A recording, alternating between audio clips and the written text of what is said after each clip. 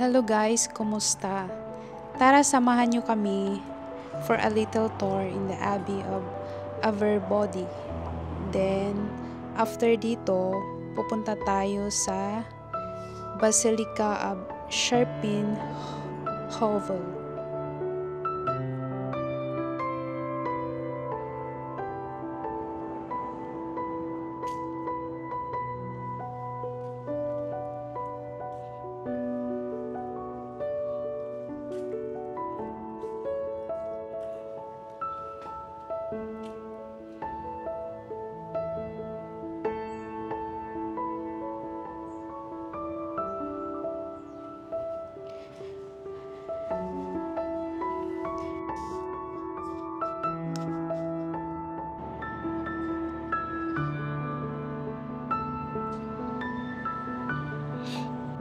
So, itong abbey guys, itinayo siya mula noong 1134 by Arnold II van Loon.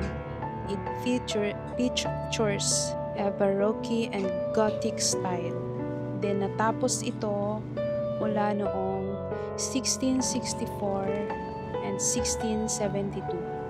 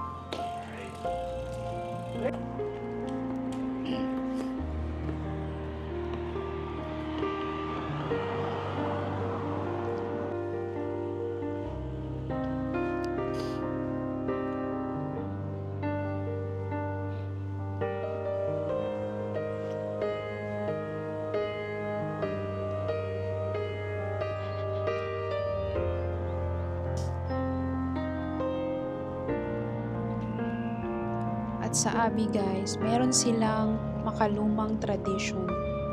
Gumagawa sila ng mga pagkain at mga inumin na iba't iba.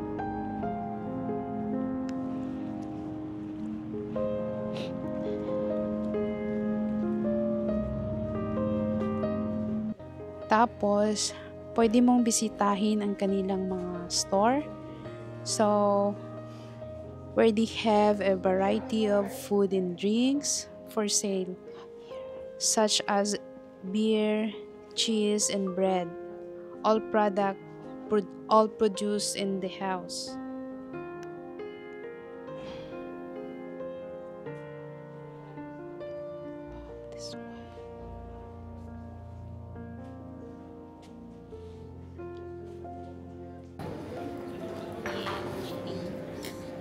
There is also Abbey Cafe where you can try the food and drinks. Kijk, te groot gaan moeten proeven, denk ik. Oh, maar ik dacht, ik wou nooit lekker drinken, maar ik wil het drinken. Je wil zelfs nog wel iets.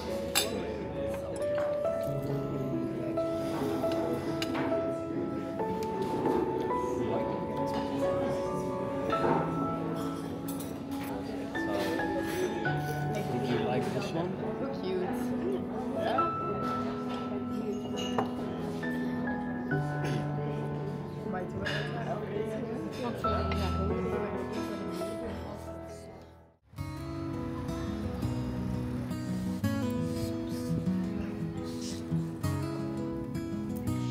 Hello guys!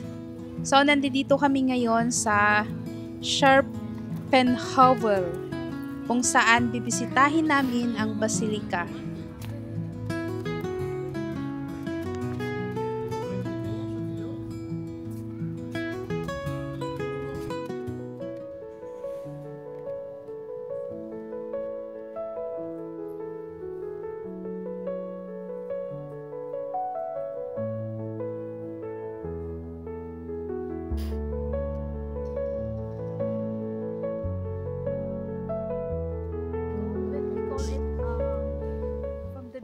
At ito ay itinayo noong 1627 at ito ang pinaka-importanting binibisita ng mga Kristiyano dito sa Belgium.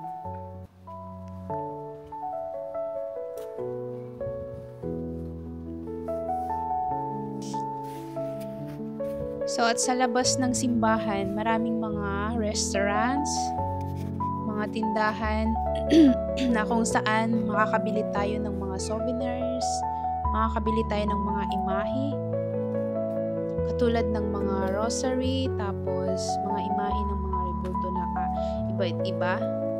So, nung nandito kami, wala lang siyang gaanong bukas dahil weekdays kami nandito. So, maganda pag pumunta kayo Sabado or Linggo kasi lahat ng stores dito at saka restaurants bukas sila at marami kayong mabibili sa street. Yun lang, and thank you for watching. See you sa susunod naming mga videos. Abangan nyo guys. Huwag kalimutang mag-like and subscribe. Maraming salamat.